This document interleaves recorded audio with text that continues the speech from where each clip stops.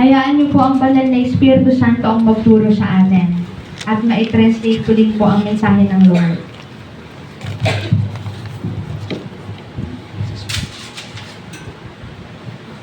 Praise the holy name of Jesus. I want to bless you in the holy name of Jesus. I want to bless you with all the blessings which God is giving us. May the word of God will touch your heart, that you come renew from this place, and you will praise Jesus until the end of the day and through all the week. Amen. Hallelujah.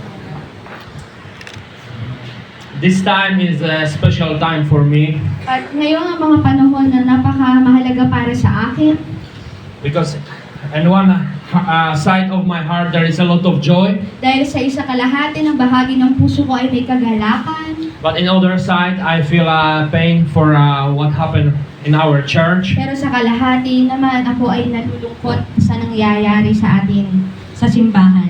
But the life is exactly like this. Pero ganito ang buhay.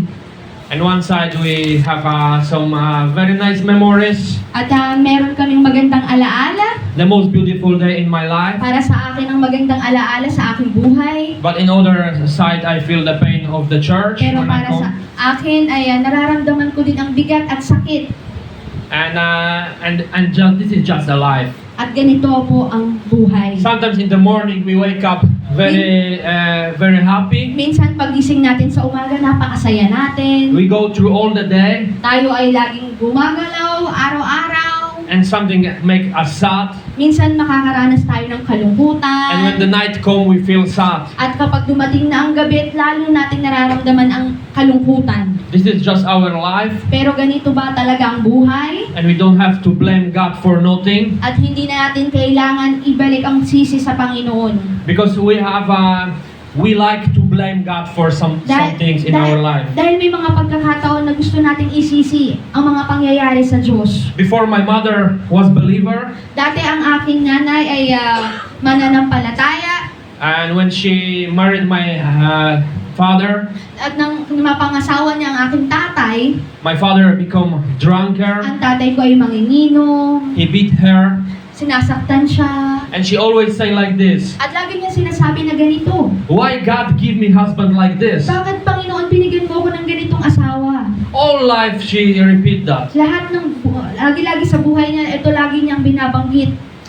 And I strongly believe that this is not God who give you this At husband, naniniwala ako na hindi naman ang Diyos ang nagbigay ng ganitong pag-uugali sa kanyang asawa. but this is just a wrong decision in your life. Pero ito lang ang maling desisyon sa iyong buhay. Made without God in your life. Maaaring wala kang Diyos, God gave you free will. binigyan niya tayo ng kalayaan You can do with your life whatever you want, na pwede mong gawin sa kung ano man ang gusto mong gawin sa buhay. and you just choose the wrong person. Kaya lang namili ka ng maling tao.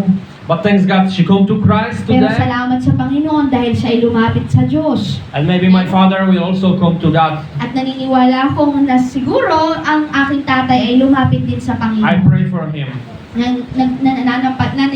Nananalangin ako para But- sa tatay ko. But God, there is nothing to blame for our life. Pero pagdating sa Diyos, wala tayong dapat sisihin sa Kanya sa ating buhay. If we count how many happy moments we have in our Kung life, bibilangin natin kung gaano karami yung kasiyahan sa ating buhay, comparing to the wrong moments, ikukumpara mo sa mga malulungkot na pangyayari, I'm sure that most of us who sit here sigurado ako na sa lahat na nakaupo dito, have more happy moments in their life ay mas marami ang pinakamahasayang bagay. than this that where he was sad and crying. Kesa dun sa mga oras na ikaw ay nalulungkot at umiiyak. Because I don't see any sick person here Pero dahil hindi naman ako nakakakita ng may sakit dito sa loob na ito, who need to lie all day in the bed na kailangan pong mahiga ng buong araw, and even don't see sun. at hindi man lang nakakakita kahit pati araw. And believe me, now in the hospitals there is many people who are lying there. Pero maniwala kayo, maraming hospital na kung saan marami itong taong nakahiga, Machine is breathing for them. at ang tanging ang machine na lang ang nagpapahinga sa kanila. They cannot move.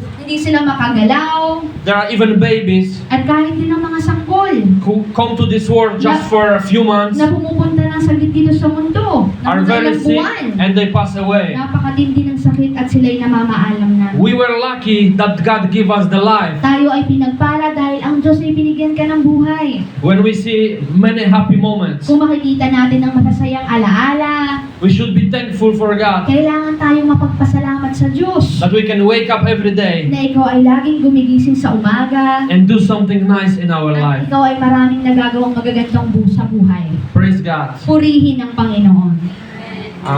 Churches today, again, very nice. I like to see how it looks Ngayon, like. simbahan, gustong-gusto kong disenyo dito sa kung paano siya But dinesign. one thing in my mind, Pero isa sa aking isip, is your heart also beautiful, prepared for lahat- Jesus? Sa lahat ng mga puso na naghanda nito ay napakaganda para sa Panginoong Jesus.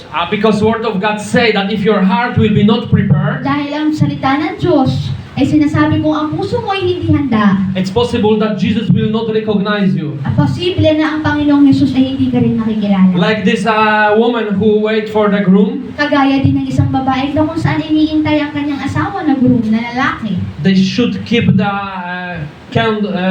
light. They should keep the light, Kailangan nilang panatilihin ang ilaw and some of them went to sleep. at yung iba dun sa kanila ay nakatulog na sa paghihintay. And when the groom arrived, they were not prepared. At nang dumating ang ikakasal ay hindi sila handa. Is that not comparison that if the Christian will be not prepared, Ito ang comparison o kaparehan na kung ang mga Kristiyano ay hindi handa. person who is call himself Christian, Ang tao na tinatawag na sinasabing Kristiyano, but his heart is not prepared, pero ang puso naman pala ay hindi handa. will he be saved? Siya ba talaga ay maliligtas? There is another word of God when the groom invite. Meron din iba sa salita ng Biblia kung saan ang grupo ikakasal ay inimbitahan. He invite this for his wedding, Siya ay inimbitahan sa kasal and some people came to his wedding in the wrong clothes. at nang imbita siya at ang mga tao na bumisita ay may mga maling damit. I felt that last week At ito ay naramdaman ko din ng isang linggo. when one man come to my wedding with the shirt like on the street.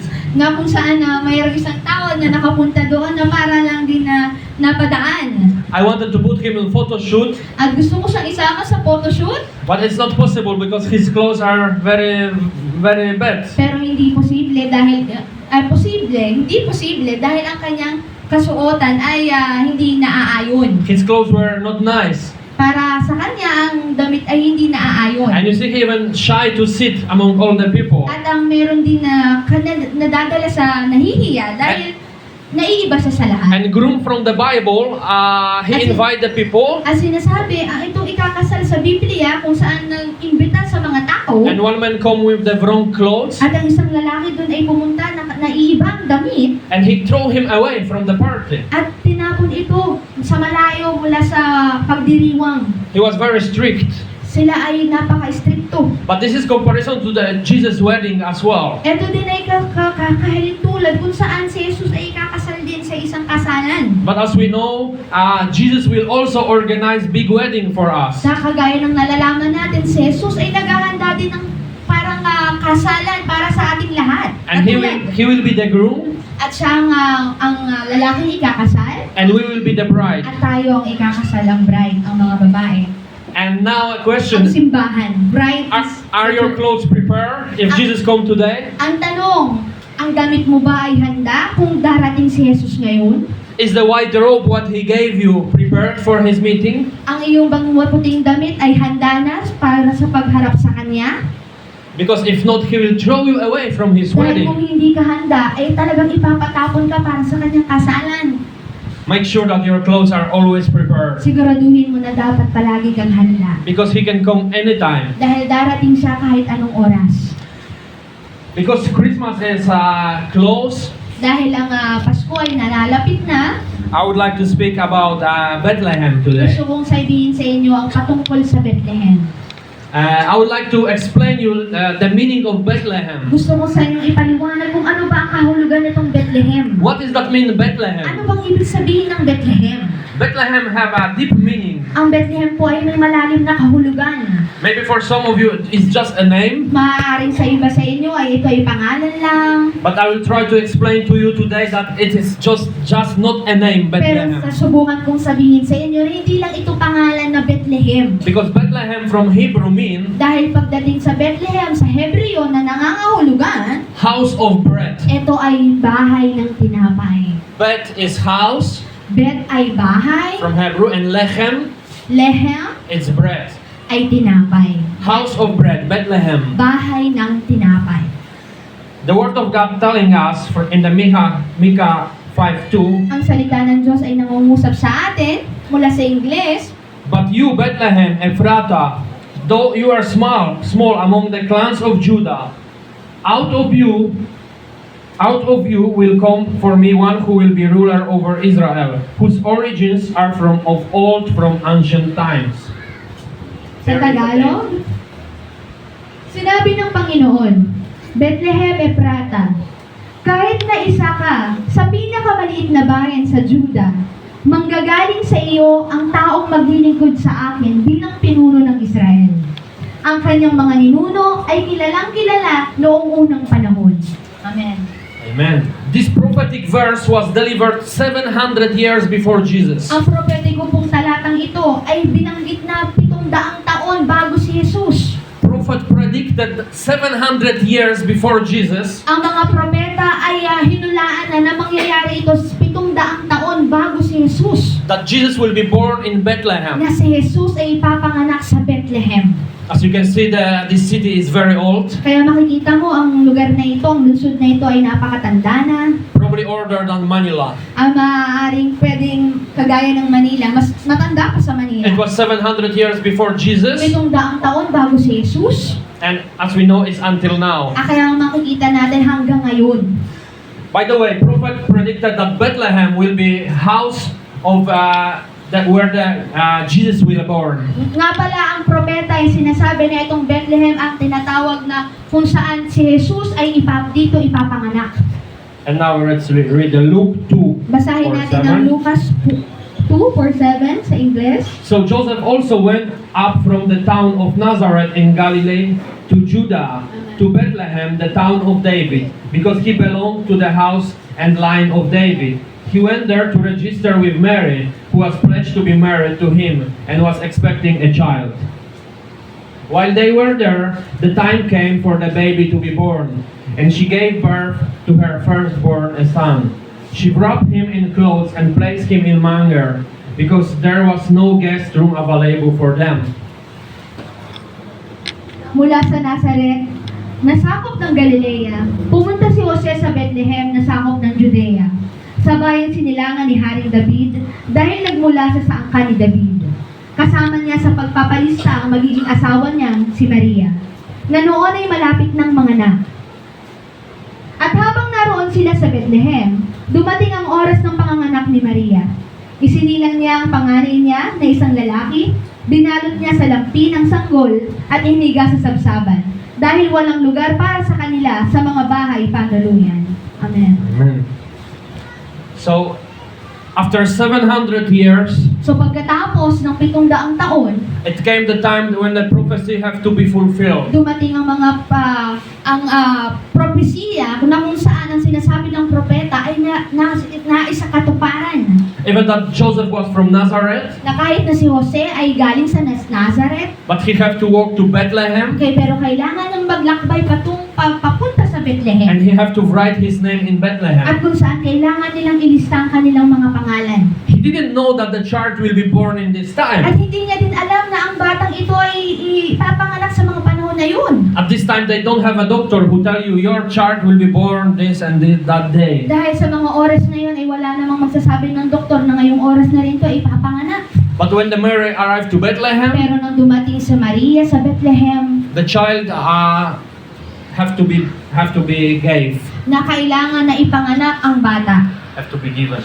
So, as we can see, the prophecy have to be fulfilled to the detail. Kaya makikita mo ang propesiya, kailangan na isang katuparan ng napakadetalye. There is nothing like Mary in the road. It was very difficult road. Why she don't born the child on the way to Bethlehem? Napakahirap nito para kay Maria. Bakit nga ba kailangan pa siyang pumunta sa Bethlehem para ipanganak ang bata? Or where they come back, for example. O halimbawa ay sila ay bumalik na lang sa panuluyan nila. No, she give the child in Bethlehem. No, hindi. Kailangan nilang pumunta sa Bethlehem at ipanganak. Because if Almighty God is giving prophecy, Dahil ang Diyos, ang pinakadakilang Diyos ay nagbigay ng propesiya the prophecy have to be fulfilled na to the detail. kailangan mangyari at maisakatuparan ang propesiya na napakadetalye. And I always remind one fact At palagi akong naaalala ang isang katotohanan that Christianity is only one religion na ang mga Kristiyano ay isa lang relihiyon which have fulfilled prophecies. na dapat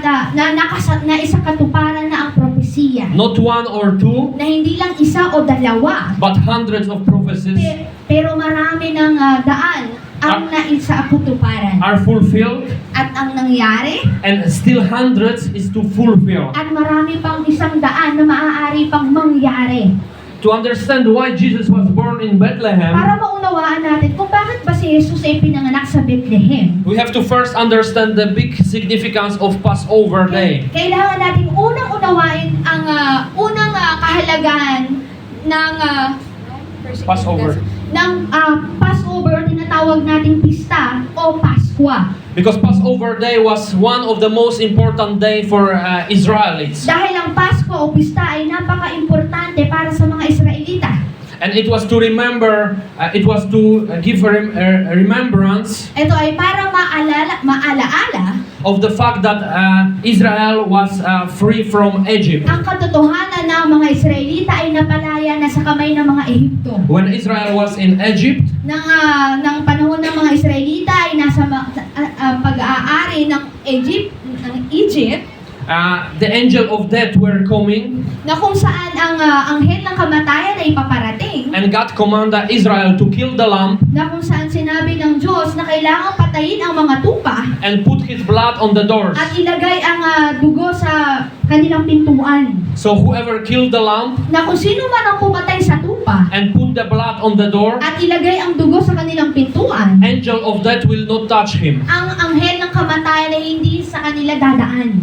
Egyptians didn't know that. Pero ang mga taga-Egyptian ay hindi nila nalalaman. An angel was commanded to kill all firstborn child. Kaya ang mga anghel ay napagutusan na kailangan nilang patayin ang kaunang-unang anak na lalaki. And Pharaoh have one son. He loved him a lot. At si Haring Paraon ay merong nakaisa-isang anak na sanggol na And- lalaki. An angel of death killed the firstborn of Pharaoh. At ang dumaan ang anghel ng kamatayan, namatay ang batang sanggol. It was the time when the Pharaoh said to Israel, "It is because you." Ito ang panahon na kung sinabi ng mga Egyptians na dahil ito sa'yo. You are cause of all my sadness. At sinasabi sa nila na kayo ang dahilan kung bakit ako nalulungkot ngayon. Go away from Egypt. I don't want you here anymore. Kaya mula noon ay pinalaya sila, sinabing, go away, umalis kayo ngayon sa Ehipto at ayoko na kayong makita. For the Israelites, it was big day. Para sa mga Israelita, ito ay malaking pagdiriwang. First day of their freedom. Dahil ito yung kauna-unahan ng kanilang kalayaan. That's why they celebrate this day until today. Kaya ngayon, hanggang ngayon sila ay nagdiriwang And they call this day Passover na Day. kung saan tinatawag nila itong Passover o Pasko. Passover also have a meaning that cleaning and spiritual renewal for them. Ang Pasko o Passover o tinatawag nating pista, ito ay paglilinis din ng espiritual. So, to understand why Jesus was born in Bethlehem, Kaya para maunawaan mo, bakit nga ba ipinanganak si Jesus sa Bethlehem? we need to understand that in New Testament, Kailangan natin maunawaan na sa Bagong Tipan, Jesus is called Lamb of God. na si Jesus ay tinawag na lamb o tupa o kordero ng Diyos. And the same like Israel was killing the small lamb Nakagaya din ng mga Israelita na pinapatay ang mga tumaliliit na tupa to be clean and renew. para sila ay malinis at mabago. The same Jesus has to be killed as the Lamb of God Kagaya din ni Jesus na kailangan niyang patayin na kagaya ng tupa o kordero for us to be clean from para sa our atin sin. na tayo ay malinis sa ating mga Let's read kasalanan. John 1:29. Basahin natin ang Juan 1:29. The next day, John saw Jesus coming toward him and said, "Look, the Lamb of God who takes away the sin of the world.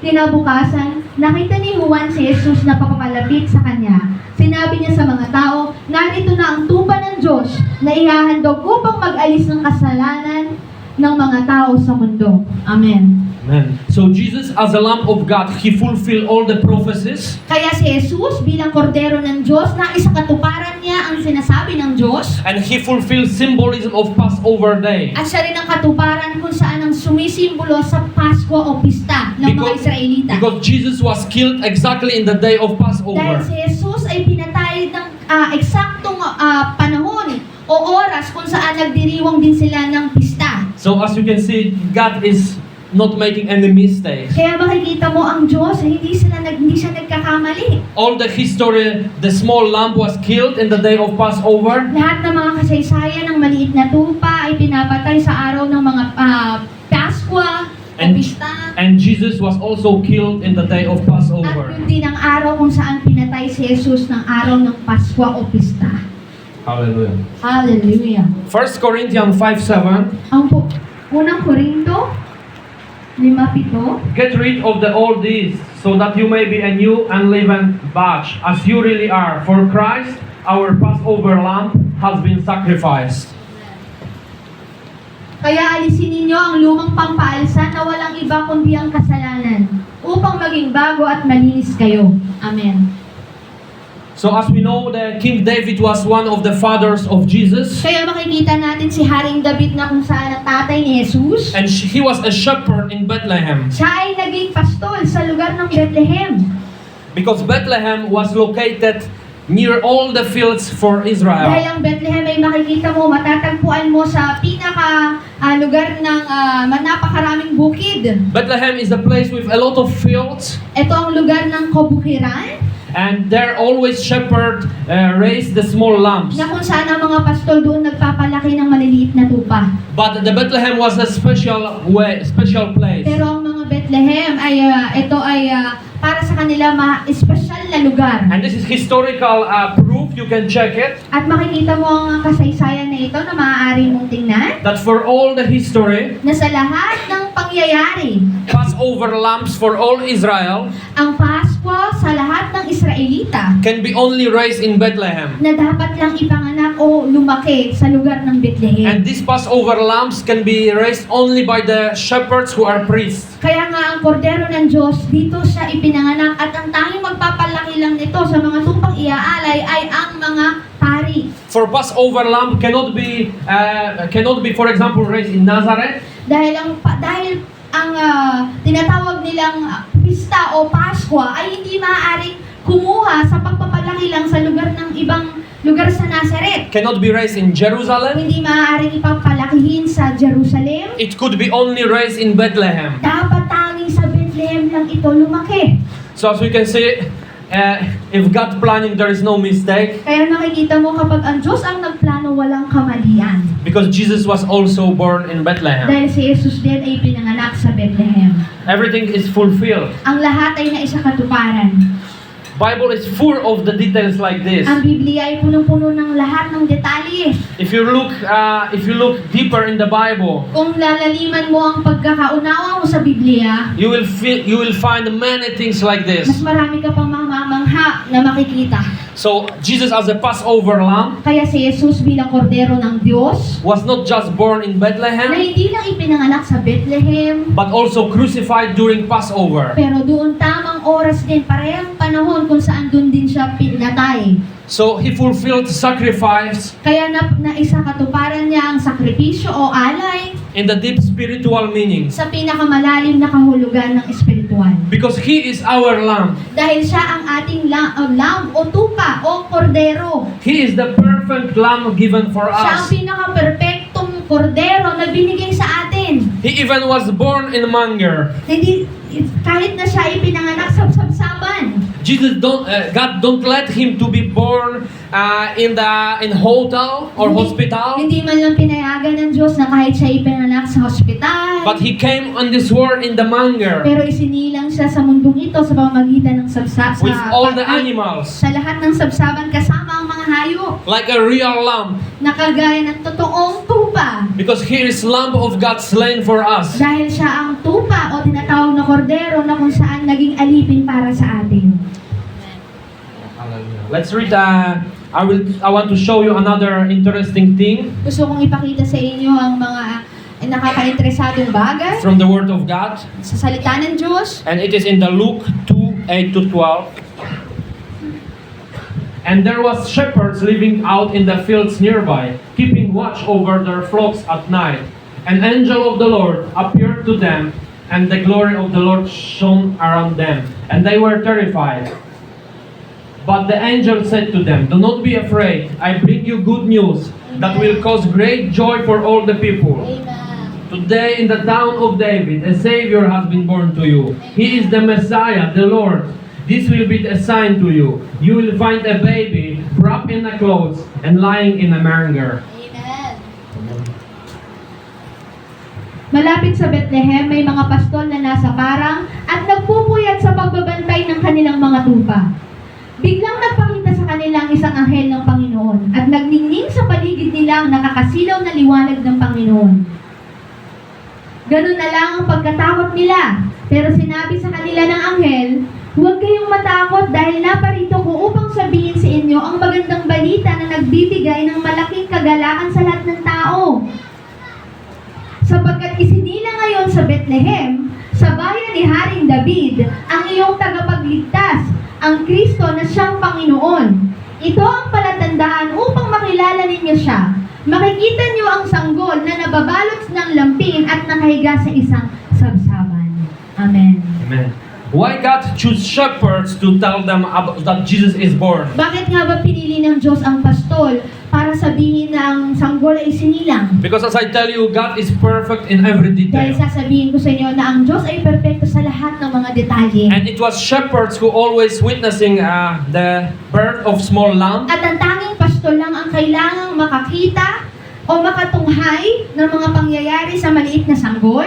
So in this case, God chose shepherds to tell them Kaya makikita nyo, tinawag talaga ng Diyos ang mga pastol para makita ang sanggol. that the perfect lamb is born. Na ang pinaka-perpektong kordero o iaalay ay isinilang na. As they were witnessing Passover lamb birth, Dahil natunghayan din nila kung saan ang mga pista ay nag-aalay, they have to always be first witness also to the perfect Jesus Passover lamb. kailangan din silang kauna-unahang makakakita sa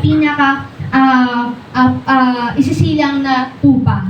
So that's how God was taking care of every detail Kaya nga ganito na lang alagaan ng Diyos ang lahat ng mga detalye, when it comes to the Jesus birth. lalo na pagdating sa kapanganakan ni Jesus. But as I mentioned at the beginning, Bethlehem is house of bread. Kaya nga sinasabi ko sa inyo na unang-una pa lang ang Bethlehem ay bahay din ng tinapay. Bethlehem was not only the place where the Passover lambs were raised, Na kung saan ang Bethlehem ay hindi lang para sa lugar na kung saan ang mga tupa ay pinapalaki, but it was also warehouse for all Israel. pero ito rin ang bahay ng buong Israelita. Warehouse because it was full of fields of grain. Bahay na kung saan punong-puno ng mga butil o pagkain. And all bread for Israel At ang lahat ng tinapay para sa buong Israel was taken mostly from Bethlehem. na kinukuha dun sa lugar ng Bethlehem. We can remember story of Ruth Kung naaalala nyo ba yung istorya ni Ruth, when they were harvesting in the fields of Bethlehem. na kung saan doon siya nag-aani din dun sa lugar ng Bethlehem. This is also another significance that Bethlehem is the place of harvest. Ito rin ang kakaibang isa pang halimbawa na kung saan napakahalaga din talaga ng lugar ng Bethlehem.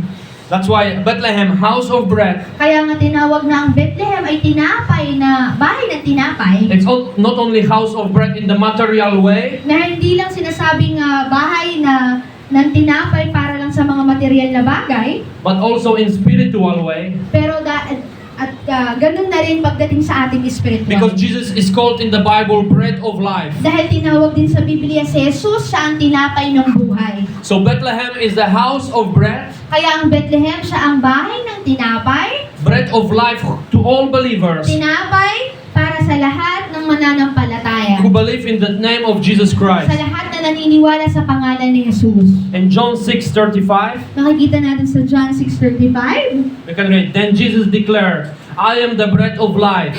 whoever comes to me will never go hungry, and whoever believes in me will never be thirsty. Amen. Sinabi ni Jesus sa kanila, ako ang tinapay na nagbibigay buhay. Ang sino mang lumapit at sumasampalataya sa akin ay hindi na magugutom at mauuhaw kailanman. Amen. Amen. If you will be from Europe like me, Kung ikaw ay galing sa Europa, kagaya ko, you will understand how bread is important for us. maunawaan mo kung gaano kahalaga sa amin ang tinapay. Because I think that for Filipino nation, rice is base of food. Dahil alam ko, pagdating sa mga Pilipino, ang pangunahing pagkain ay kanin. But for all the Western world like Israel, Pero para Europe, sa aming mga Western o mga Israel o mga taga-Europa, the bread is a fundament of life ang tinapay ay pinakabasihan pagdating sa buhay. and base of all the food what we eat. At pangunahin din pagkain para sa kanila. I remember the times in my house where we have no much money, Naaalala ko kung saan mga panahon na wala kaming masyadong pera. and my grandmother always said, At ang aking lola ay palaging sinasabi, at least you have money for bread. at least meron tayong pera para sa tinapay. That's how important for her was that she know that bread is a base of life. Kaya para napaka-importante ito sa lolo ko na ang tinapay ay tinapay ng buhay. If we don't have bread, we're not alive. Kung wala tayong tinapay, wala tayong buhay. And in the same way, Jesus is a bread for our eternal life. Kagaya din nito, si Jesus sa ang tinapay ng ating buhay. If we will be not eating this bread, Kung hindi tayo kumakain ng ganitong tinapay, we cannot see kingdom of God. hindi natin makikita ang kaharian ng Diyos. What does that mean to eat bread of life? Ano bang ibig sabihin nito na kailangan mong kainin atong tinapay ng buhay? Is to live with Jesus every day. Ito ay kailangan natin mamuhay kay Kristo araw-araw. To eat His word. Kainin natin ang kanyang salita To fulfill His word in your life. at maisakatuparan ang nais niyang gawin sa iyong buhay. Not just listen the word one ear and go away other ear. Hindi lang kailangan na marinig mo sa kabilang taenga at mawala na at pagkaalis mo ay nawala na. And not to be a Christian who live in the sin. Ay hindi din kagaya ng ibang Kristiyano na namumuhay sa kasalanan. Because if you are coming to this house of prayer every Sunday Dahil kung ikaw ay pumupunta dito sa tahanan ng Diyos tuwing linggo and you hear the word of God at ikaw ay nakakarinig ng salita ng Panginoon and you live in the sin,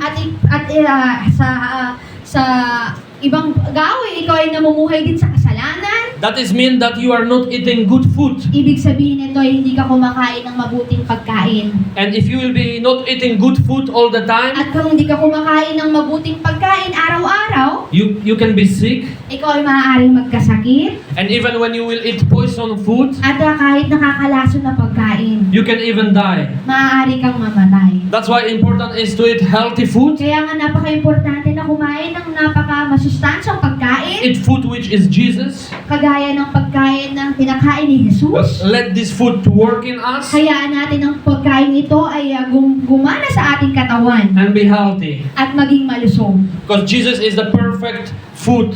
Dahil si Jesus ang pinaka-perpektong pagkain. And whoever eat the food At kung of sino man bread of life kumakain ng tinapay na ito para sa ating buhay, will never be hungry. ay hindi na muling magugutom. And whoever drink water of life At kung sino man ang umiinom ng tubig ng buhay, will never be thirsty. ay hindi na muling mauuhaw. So make sure what you are eating Kaya siguraduhin mo kung ano yung kinakain mo and make sure what you are drinking. at siguraduhin mo kung ano din ang iniinom mo. Because this is not a joke. Dahil hindi po ito biro. You can really be dead if you are drinking and eating wrong food. Maaari kang mamatay kung ikaw ay mali ang iyong kinakain. Only in Jesus we have all perfection. Tanging kay Jesus lang merong katotohanan And we pray, at tayo ay nananalangin. our Father in heaven, Na sinasabi natin mula sa Panginoon na nasa kalangitan, hallowed be your name. purihin ang iyong pangalan, Your kingdom come. sumainyo ang iyong kaharian, Your will be done ang iyong kalooban ay matupad, on earth as it is in heaven. dito sa lupa gaya ng sa langit. Give us today our daily bread. Bigyan mo kami ng kakanin araw-araw.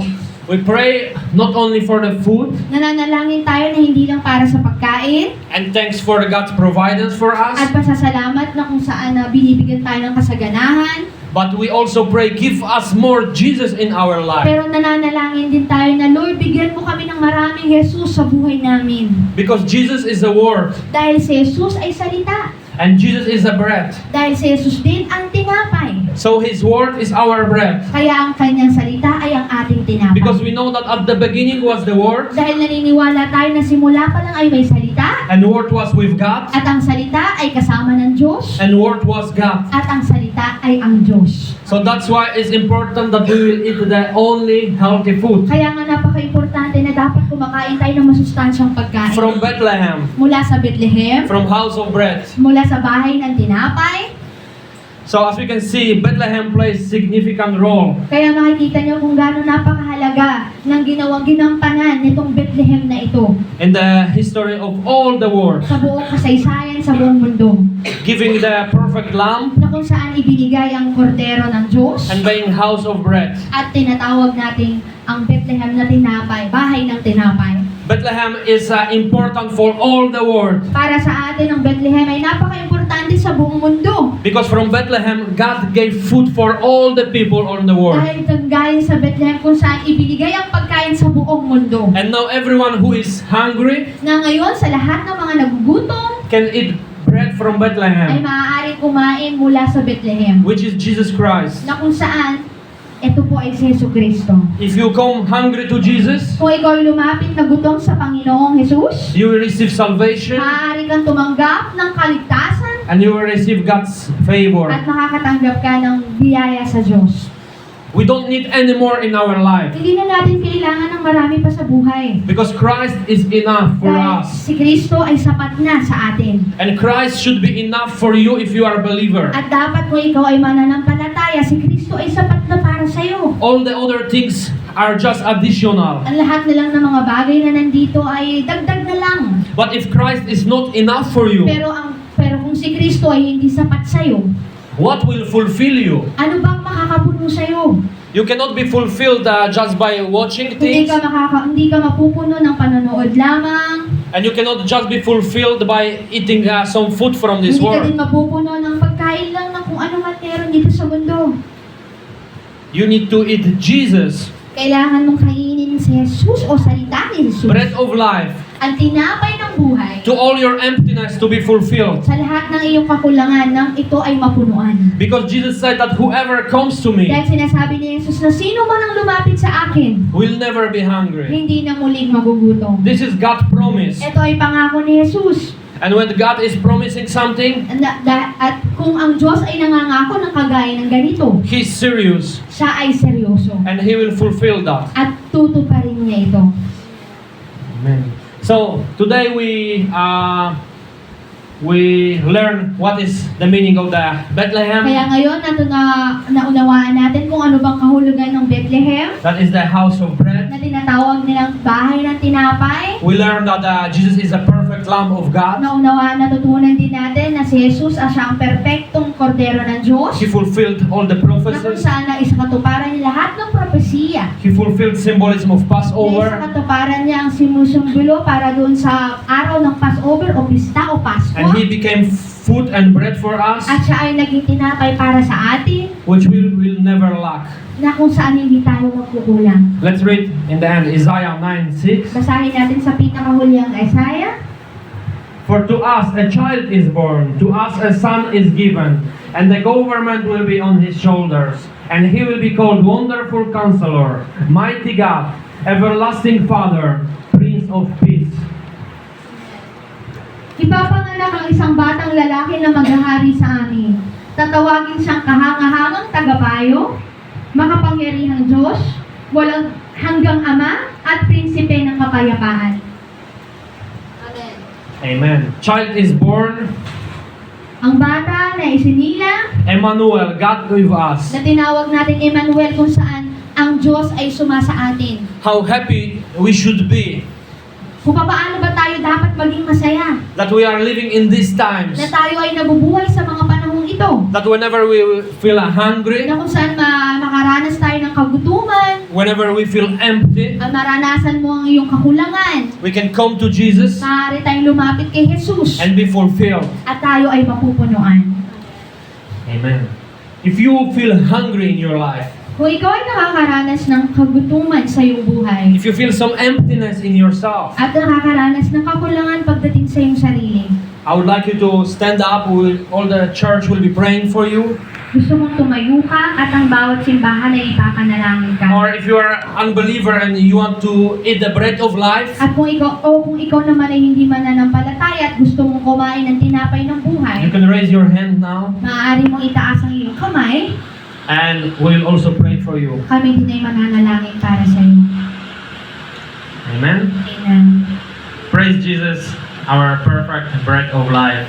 So everyone now who wants to stand, want you to pray.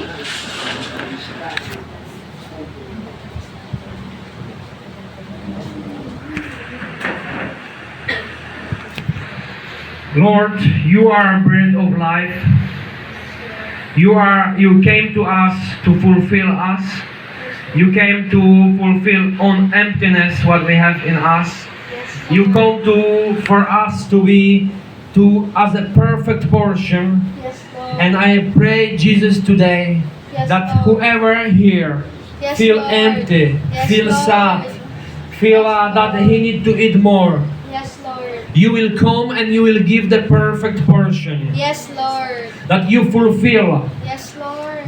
because you promised that. Yes, Lord. And we want to today hang on your promise. Yes, Lord. We want to believe in your promise, Yes, Lord. because this is your word for us. Yes, Lord. Jesus, you are here. Yes, Lord. We glorify your holy name. Yes, Lord. We glorify you. Yes, Jesus. We want to always proclaim your name as our Savior, Yes, Lord. as Lord of the Lord, Yes, and Lord. King of the Kings. Yes, Lord. Perfect Lamb slain for our sins. Yes, Lord. The bread of life, Yes, Lord. the water of life, Yes, Lord. the water of eternity. Yes, Lord. Please always let us remember that you are our bread of life. Yes, Lord. Please always keep us on our knees. Yes, Lord. Please always keep us close to you. Yes, Lord. We want to be on your feet. Yes, Lord. We want to enjoy your presence. Yes, Lord. We want to feel you. Yes, Lord. We want to be with you. Yes, Lord. We want that will be our best friend in our lives. Yes, Lord.